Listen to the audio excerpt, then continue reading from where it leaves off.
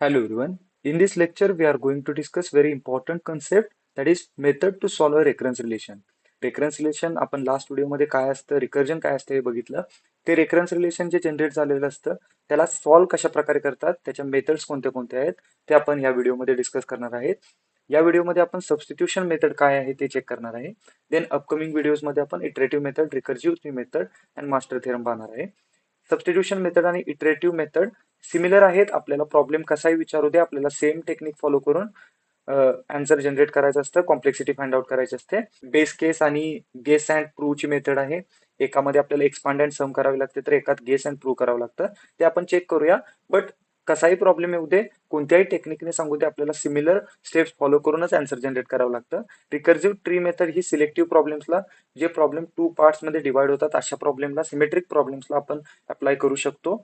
आणि master theorem हा ठरलेला प्रॉब्लेमला, म्हणजे जनरल फॉर्म मध्ये जे इक्वेशन्स असतात त्यांनाच आपण अप्लाय करू शकतो. त्याचा जनरल फॉर्म आपण लास्ट लेक्चरमध्ये बघितलेला आणि आता तो मास्टर थेरमच्या व्हिडिओमध्ये पाहणार आहोत. त्यातला मोस्ट इम्पॉर्टंट आहे आपल्याला सबस्टिट्यूशन मेथड, जी सगळ्या प्रॉब्लेमला सॉल्व्ह करण्यासाठी यूज केली जाते. Then we will see the recursive tree method and after that we will see the master theorem. So in this lecture we will start with substitution method. Substitution method ही एक guess the solution and prove using the induction आहे. म्हणजे एक numerical तुम्हाला दिलेलं असेल, एक equation, एक रेफरन्स रिलेशन तुम्हाला दिलेलं असेल, त्याला आपल्याला गेस करायचं आहे आणि प्रूव्ह करायचं आहे. म्हणजे सपोज एखादं इक्वेशन तुम्हाला असं दिलंय 2t n/2 प्लस n, तर याची टाइम कॉम्प्लेक्सिटी काय असेल हे आपल्याला ऑलरेडी गेस करायचं आहे by using our own knowledge, आणि मग त्याला प्रूव्ह करायचं. आता याची time complexity n log n येते. हे मर्ज सॉर्टचं रेफरन्स रिलेशन आहे आणि मोस्ट कॉमनली एक्झाम मध्ये हेच इक्वेशन विचारलं जातं आणि हे त्याची टाइम कॉम्प्लेक्सिटी आपल्याला फाइंड आउट करावी लागते. तर हे मर्ज सॉर्टचं रेफरन्स रिलेशन आहे. तर by using our own knowledge आपल्याला ह्याचं सोल्युशन गेस करावं लागतं आणि हे गेस केलेलं सोल्युशन नंतर प्रूव्ह करावं लागतं की बाबा ही टाइम कॉम्प्लेक्सिटी याची असेल. आपण पहिलं करोलरी जशा प्रूव्ह करायचो मॅथ्स मध्ये, तसं सिमिलरली आपल्याला अगोदर आन्सर गेस करायचं आणि ते आन्सर का आपण गेस केलंय ते प्रूव्ह करावं लागायचं. तसं या टेक्निकमध्ये आपल्याला करावं लागतं. Guess the upper and lower bound आपल्याला गेस करावं लागतं आणि देन प्रूव्ह करावं लागतं. सबस्टिट्यूट इंटू रेफरन्स ते आपण चेक करूया कशा प्रकारे केलं जातं. Simplify, check if guess is holds, म्हणजे आपण जे गेस केलंय ते बरोबर आहे का नाही ते आपल्याला प्रूव्ह करावं लागतं आणि चेक करावं लागतं. आणि ही टेक्निक आहे युनिव्हर्सल आहे आणि अॅक्युरेट आहे. मोस्ट कॉमनली सगळ्या इक्वेशनला ही टेक्निक वापरली जाते आणि सगळे इक्वेशन सबस्टिट्यूशन मेथडने आणि इटरेटिव्ह मेथडने सॉल्व्ह केले जातात आणि ही अॅक्युरेट टेक्निक आहे. बट याचे डिसएडव्हान्टेज आहेत की हे कॉम्प्लेक्स आहे आणि स्लो आहे. जर तुम्हाला याच्या रिलेटेड काहीच माहित नसेल तर हे तुम्ही गेसच करू शकत नाही आणि याला प्रूव्हच करू शकत नाही. त्यामुळे ही थोडीशी कॉम्प्लेक्स आणि स्लो आहे. इटरेटिव्ह मेथडचे थोडे स्टेप्स डिफरंट आहेत, बट आन्सर काढण्यासाठी किंवा प्रॉब्लेम सॉल्व्ह करण्यासाठी सेम अप्रोच फॉलो केला जातो. तर त्याचं एक एक्झाम्पल आपल्याला दिलेलं आहे, Tn is equal to n into Tn-1. आता हे रेफरन्स रिलेशन कशा प्रकारे सॉल्व्ह करायचं ते आपण बघणार आहोत. इथं तुम्ही चेक करू नका, हे आपण फायनली करेक्ट आहे का नाही त्याच्यासाठीच बघूया. आपल्याला 3 स्टेप मध्ये याचा आन्सर फाइंड आउट करायचं असतं, expand, guess and verify the submission. सगळ्यामध्ये आपण तसंच केलंय की अज्युम केलंय की काय टाइम कॉम्प्लेक्सिटी येईल, गेस केलंय सोल्युशन, सिम्प्लिफाय केलंय आणि कन्क्लुजनवर आलोय. तर आपण ह्याला कसं सॉल्व्ह करायचं ते बघूया. ह्या स्टेप्स अशाच फॉलो केल्या पाहिजेत याची काही गरज नाही, कारण हे थोडेसे मॅथमॅटिकल डायरेक्टली सोल्युशन दिलेले आहेत. तर तुम्ही याला गेस न करता आपण कसं आन्सर फाइंड आउट केलं जातं हाच अप्रोच आपण इटरेटिव्ह मध्ये फॉलो करणार आहे. फक्त त्याच्यामध्ये एक बेस कंडिशन दिलेली असते, कुठं थांबायचं हे ऑलरेडी सांगितलेलं असतं. बट आपल्याला सबस्टिट्यूशन मेथड मध्ये असं सांगितलेलं नसतं. आपल्याला बाय आर ओन नॉलेज याला गेस करावं लागतं की याची टाइम कॉम्प्लेक्सिटी काय येणार आहे. थोडंसं प्रॅक्टिस केलं की तुम्हाला ऑटोमॅटिकली सोल्युशन जनरेट होणार आहेत. आपण 3 ते 4 प्रॉब्लेम याच्यावरचे सॉल्व्ह करणार आहे, त्यामुळे टेन्शन घेण्यासारखं काही नाहीये. एक प्रॉब्लेम कसा सॉल्व्ह केला जातो हे बघितलं की तुम्हाला ऑटोमॅटिकली समजेल की प्रॉब्लेम कशा प्रकारे सॉल्व्ह केले जातात. तर आपण प्रॉब्लेम बघूया डायरेक्ट. हा न्यूमेरिकल हा इक्वेशन आपल्याला सेमिस्टर एक्झाम मध्ये ऍज इट इज दिलेला असेल की by using substitution method solve the recurrence relation and find its time complexity. As it is असा न्यूमेरिकल दिलेला असेल, आपल्याला त्याचं सोल्युशन फाइंड आउट करायचं आहे. इटरेटिव्ह मध्येही सेम स्टेप्स आपण फॉलो करणार आहे, फक्त त्याच्यामध्ये एक बेस कंडिशन दिलेली असते ऑलरेडी. तर आपल्याला हा गिवन प्रॉब्लेम दिलाय, आपण अशा प्रकारे त्याचं सोल्युशन लिहायचं आहे. Given Tn is equal to n into Tn-1 as it is equation लिहून घेतलंय आणि जे गिवन इक्वेशन आहे तो आपला इक्वेशन नंबर 1 असेल. एकदम सिंपल आहे की दिलेला प्रॉब्लेम ऍज इट इज लिहून घेतलेला आहे आणि त्यातला आपल्याला आता काय करायचं आहे की रेकरन्स रिलेशन फाइंड आउट करायचं आहे. कोणता पार्ट रिकर्जिव्ह आहे हे फाइंड आउट करायचं आहे. तर आपल्याला n ची व्हॅल्यू काय माहित नाहीये. टी n मायनस वन हा आपल्या इक्वेशन मधला रिकर्जिव्ह पार्ट आहे. तर आपल्याला काय करायचं आहे by using substitution method n च्या जागी n मायनस वन पुट करायचा आहे. ह्या n च्या जागी n मायनस वन पुट करायचा आहे. जिथे जिथे तुम्हाला n दिसतंय तिथे n मायनस वन पुट करायचं आहे. आपण काय n च्या जागी n मायनस वन पुट केलं किंवा आपण n/2 असेल तर काय n/2 तिथं पुट करतो हे आपल्याला रिपीटेडली प्रॉब्लेम सॉल्व्ह केल्यानंतर समजून जाणार आहे. ह्या इक्वेशन मधला हा जो पार्ट आहे हा रिकर्जिव्ह पार्ट आहे आणि आपल्याला तो सोल्युशन त्याचं फाइंड आउट करायचा आहे आणि तो पार्ट आपल्याला त्या इक्वेशन मधून रिमूव्ह करायचा आहे. त्यामुळे आपण यांच्या जागी n-1 पुट करून त्याला रिड्यूस करण्याचा प्रयत्न करणार आहे. तर by using substitution method substitute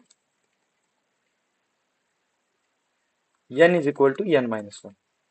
मग सगळ्या यांच्या जागी n-1 आपण पुट करणार आहे. यांच्या जागी n-1 पुट केलं टी या यांच्या जागी n-1 पुट केलं टी n-1 यांच्या जागी n-1 इंटू टी यांच्या जागी n-1 यांच्या जागी n-1 -1. तर अशा प्रकारे आपलं एक इक्वेशन झालंय की यांच्या जागी फक्त आपण n-1 पुट केले. हे जे सबस्टिट्यूशनची मेथड यूज केले यांच्या जागी n-1 आणि जिथे जिथे n दिसतंय तिथं फक्त n-1 पुट केले आणि त्याला फक्त आता आपण सिम्प्लिफाय करूया. n-1 इंटू टी n-1 म्हणजे हे -1 आणि हे -1 किती झालं -2. तर हा आपला इक्वेशन नंबर 2 असेल. After putting n is equal to n-1 problem becomes more complex. तरीही आपल्याला आता काय करायचं आहे की परत एकदा n च्या जागी n-1 पुट करून परत एकदा काय इक्वेशन येते ते फाइंड आउट करायचं आहे. कारण हे रिपीटेड सोल्युशन आहे, हे रिकर्जिव्ह सोल्युशन आहे, याला कधीच एंड नाही. तुम्ही किती पण वेळा n च्या जागी n-1 पुट करा, हे सोल्युशन हे इक्वेशन कंटिन्यू होतच राहणार आहे. फक्त आपल्याला त्यातला पॅटर्न फाइंड आउट करायचा आहे. त्यामुळे आपण अजून एकदा किंवा दोनदा n च्या जागी n-1 पुट करून बघणार आहे. परत एकदा करूया आपण n च्या जागी n-1 substitute n is equal to n-1 in equation 2. हे 2 ते 3 वेळा केल्यानंतर तुम्हाला ऑटोमॅटिकली एक पॅटर्न फाइंड आउट होतो. तो पॅटर्नच मोस्ट इम्पॉर्टंट आहे आपल्याला सोल्युशन फाइंड आउट करण्यासाठी. आता हे जे इक्वेशन आहे त्याच्यामध्ये n च्या जागी n-1 आपल्याला पुट करायचं आहे. ह्या n च्या जागी n-1 यांच्या जागी n-1 -1 इज इक्वल टू यांच्या जागी n-1 ह्या टर्म्स विसरायच्या नाही आहेत. यांच्या जागी फक्त आपण n-1 पुट करतोय. यांच्या जागी फक्त n-1 पुट करतोय. टी n-1 -2 आणि ह्याला सिम्प्लिफाय केल्यानंतर आपलं सोल्युशन अशा प्रकारे येईल n-2. आता हे सिंपल मॅथ्स आहे, त्याला रिपीटेडली सॉल्व्ह करायची गरज नाही किंवा एक एक्स्ट्रा स्टेप घ्यायची काही गरज नाही. T n-3. आता इक्वेशन नंबर 1, 2 आणि 3 बघितल्यानंतर आपल्याला एक लक्षात येते की n-1 पुट केल्यानंतर हा पॅटर्न चालूच राहिलाय. म्हणजे कसं होतंय इथं n-1 आलं, इथे n-2 आलं, इथं t(n-2) आलं, इथं t(n-3) आलं. रिपीटेडली आपण अगेन अँड अगेन पुट करत गेलो तर आपल्याला एक लक्षात येणार आहे की आफ्टर k स्टेप्स इथं t(n-k) येणार आहे is equal to n- similarly आपण k पकडूया, जी व्हॅल्यू इथं येते ती इथं जी व्हॅल्यू येते तीच इथं व्हॅल्यू येते n-k इंटू टी n-k+1. हा पॅटर्न फॉलो होत राहणार आहे आफ्टर n स्टेप्स असं म्हणूया आपण आफ्टर n स्टेप्स. म्हणजे जर आपण अजून एकदा n-1 पुट केलं असतं तर काय आलं असतं n-3 इंटू t(n-4). हा पॅटर्न रिपीटेडली फॉलो होत गेला असता आणि आपल्याला एक पॅटर्न फाइंड आउट झालाय की असं सोल्युशन असा पॅटर्न आपल्याला येत राहणार आहे. आपण n-10 जरी केलं म्हणजे आपण ह्या स्टेप्स 10 वेळा जरी फॉलो केल्या तरी आपल्याला असंच सोल्युशन येणार आहे n-10 इंटू t(n-11). अशा प्रकारे हा पॅटर्न कंटिन्यू होत राहणार आहे आणि कितीही वेळा आपण रिकर्जिव्ह इक्वेशन सॉल्व्ह केलं तरी हाच पॅटर्न आपल्याला भेटणार आहे. तर आता आपण काय करूया, जे इक्वेशन नंबर 2 आपल्याला भेटलेलं आहे, जे इक्वेशन नंबर 2 ते आपण इक्वेशन नंबर 1 मध्ये पुट करूया. आपल्याला दिसतंय की t(n-1) ची व्हॅल्यू आपण एक्सपांडेड काढलेली आहे, ते आपण ऍज इट इज इथं पुट करणार आहे. तर आपण काय करूया, put equation 2 in equation 1. Simple आहे एकदम. आपल्याला t(n-1) ची एक्सपांडेड व्हॅल्यू भेटलेली आहे, ती आपल्याला फक्त इथं पुट करायची आहे. tn ओरिजिनल इक्वेशन काय आहे n इंटू n-1 ची आपण व्हॅल्यू आता काढलेली आहे. n-1 into T n-2. आता याच्याकडे बघितल्यानंतर आपल्याला समजते की आपण ऑलरेडी टी n-2 ची पण व्हॅल्यू काढलेली आहे. तर आपण काय करूया, पुट इक्वेशन 3 इन इक्वेशन, आपण याला 4 देऊया, in equation 4. He substitution method आहे, त्यामुळे आपल्याला रिपीटेडली सबस्टिट्यूट किंवा इकडच्या व्हॅल्यू तिकडे तिकडच्या व्हॅल्यू इकडे पुट करावे लागतात. त्यामुळे इक्वेशन नंबर देणं इम्पॉर्टंट आहे. n into n-1 as it is, आणि टी n-2 ची व्हॅल्यू आपण काढलेली आहे. काय टी n-2 ची व्हॅल्यू इथं काढलेली आहे बघा, n-2 इंटू टी n-3.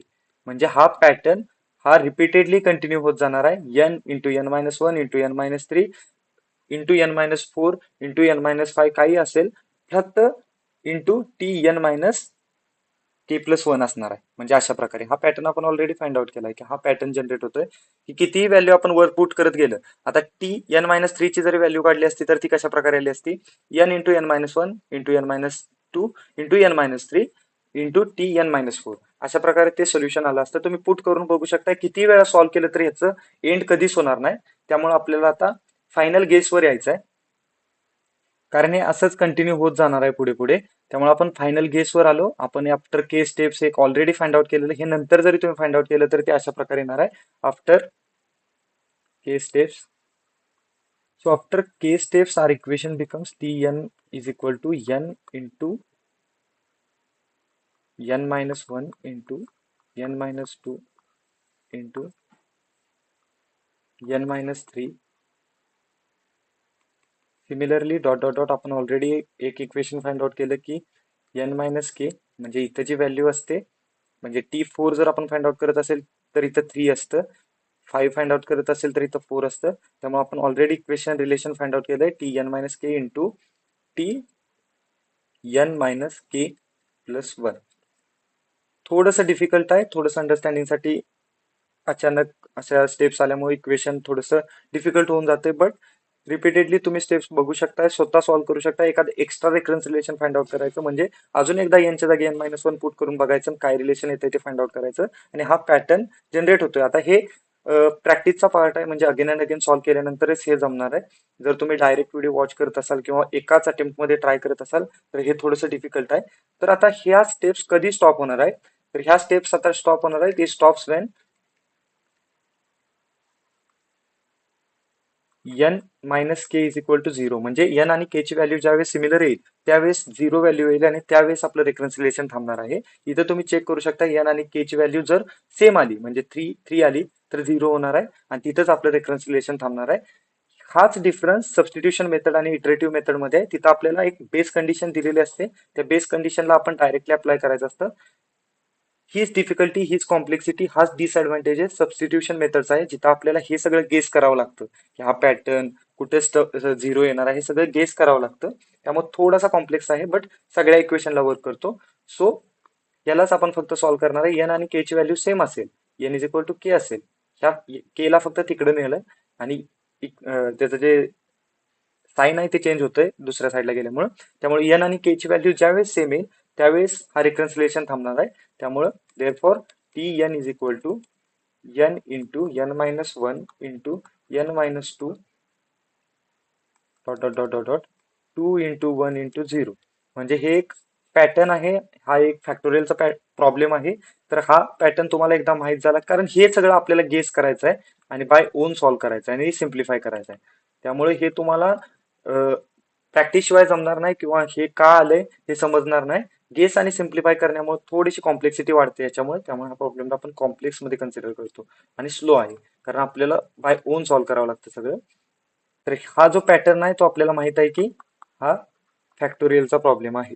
झिरोला आपण कन्सिडर करत नाही, कारण टी ऑफ झिरो आहे, हा रिपीटेडली आलेला आहे, रिकर्जिव्ह आलेला आहे. आणि झिरोला जर आपण इंटू केलं तर सगळ्या व्हॅल्यू झिरो जाऊन जाणार आहे. त्यामुळे रिकर्जिव्ह टी झिरो आपण कन्सिडर करत नाही, या व्हॅल्यूला आपण 1 कन्सिडर करतो, आणि हा इक्वेशन मल्टिप्लिकेशनचा असल्यामुळे ऍज इट इज राहतो. आणि हा प्रॉब्लेम आपल्याला माहित आहे की फॅक्टोरियलचा प्रॉब्लेम आहे. आपण हा ऑलरेडी बघितलेला आहे, आपण याला गेस करून सिम्प्लिफाय केलेला आहे. हा प्रॉब्लेम कशा प्रकारे असतो, सपोज आपल्याला 5 फॅक्टोरियल विचारलं, रिपीटेडली 5 ला आपण बाय युझिंग दिस रेकन्सिलेशन सॉल्व्ह करत असेल n इंटू टी n-1, तर त्याचं आन्सर एन फॅक्टोरियल येतं, ही टाइम कॉम्प्लेक्सिटी येते त्या इक्वेशनला रिकर्सिव्हली सॉल्व्ह केल्यानंतर. आणि हे आपल्याला माहित आहे 5 factorial is equal to 5 into N minus 1 4, N minus 2 3, N minus 2 that is equal to 2, N minus 3 is equal to 2 and 1 that is equal to 120. आणि सिमिलरली कोणताही नंबर घ्या, त्याला आपण असं जर एन फॅक्टोरियल मध्ये कन्सिडर करत असेल तर अशा प्रकारे त्याला आपल्याला सॉल्व्ह करावं लागतं, रिपीटेडली सॉल्व्ह करावं लागतं. आता याच्यासाठी 9 स्टेप टी एन मायनस 1 आपल्याला करावं लागेल. त्याच्यासाठी आपल्याला 4 वेळा करावं लागेल आणि आपला हा फॉर्म्युला जनरेट होईल. तर आपल्याला एक फायनल आन्सर भेटलंय की असंच रिलेशन आपल्याला जर भेटलं T N is equal to N into T minus 1 to T minus 1, then its time complexity is equal to order of N factorial. आता हे आपल्याला गेस केल्यामुळं किंवा अगेन अँड अगेन प्रॅक्टिस केल्यामुळे समजतं. त्यामुळे गेस अँड सिम्प्लिफायची ही टेक्निक आहे. आपण चेक करूया की हे रिलेशन, हे इक्वेशन आपण जे फाइंड आउट केले ते बरोबर आहे का नाही ते. आपण हा प्रॉब्लेम घेतलेला, हा प्रॉब्लेम आपण रिपीटेडली सॉल्व्ह केला N into N minus 1 till N factorial expand केलं त्याला. आणि ह्या इक्वेशनच्या जागी आपण एनच्या जागी आपण एन मायनस 1 पुट केलं. देन आपण एनच्या जागी एन मायनस 2 पुट केलं आणि हा रिलेशन असा फाइंड आउट केला. आफ्टर के स्टेप्स एन फॅक्टोरियल त्याला कन्सिडर केलं जातं. यातल्या स्टेप्स आपण त्या स्लाइडवर बघितल्या होत्या. त्यामुळे आपलं रिलेशन फाइंड आउट झालं. गेस केलं आपण T of N is equal to order of N factorial आणि आपण त्याला सिम्प्लिफाय करून प्रूव्ह केले. तर ही सबस्टिट्यूशन मेथड आहे. आपण याच्या रिलेटेड न्यूमरिकल्स अजून 2-3 अपकमिंग व्हिडिओज मध्ये बघूया कशा प्रकारे सॉल्व्ह केले जातात. देन आपण इटरेटिव्ह सबस्टिट्यूशन मेथड कडे जाणार आहे. इटरेटिव्ह मेथड मध्ये सिमिलर स्टेप्स आपल्याला फॉलो करायचे आहेत, फक्त त्याच्यामध्ये एक बेस किंवा गेस कंडिशन ऑलरेडी दिलेली असते. गेस करावं लागत नाही, तो एक सिंपल आहे. म्हणजे कोणताही प्रॉब्लेम येऊ दे, आपल्याला सेम स्टेप्स फॉलो करून सॉल्व्ह करायचा आहे. फक्त याच्यामध्ये आपल्याला कुठेही दिलेलं नसतं, आपल्याला बाय ओन गेस करावं लागतं. तर एवढाच डिफरन्स आहे. आपण आता रिपीटेडली 2-3 न्यूमरिकल 2-3 रेकरन्स रिलेशन सॉल्व्ह करून बघूया. आणि त्याच टाईपचे सिमिलर टाईपचे रेकरन्स रिलेशन आपल्याला सेमिस्टर एक्झाम मध्ये विचारले जातात. ठरलेले रेकरन्स रिलेशन्स आहेत, त्याच्यापेक्षा वेगळे विचारले जात नाही. जास्त करून हा रेकरन्स रिलेशन विचारला जातो 2t n/2 plus n is equal to n log n. हे ठरलेलं मोस्ट कॉमनली सेमिस्टर एक्झामचा क्वेश्चन आहे. आणि हा जो रिकन्सिलेशन आहे हा मास्टर थेरमने, इटरेटिव्ह मेथडने आणि रिकर्सिव्ह ट्री मेथडनेही सॉल्व्ह होतो. त्यामुळे मोस्ट कॉमनली हाच प्रॉब्लेम मोस्ट इम्पॉर्टंट आहे आणि सेमिस्टर एक्झाम मध्ये विचारला जातो. तर नेक्स्ट व्हिडिओमध्ये आपण हा रिकन्सिलेशन कशा प्रकारे सॉल्व्ह करायचा bye using substitution and iterative substitution method ते आपण चेक करूया. That's it in this video. Thank you.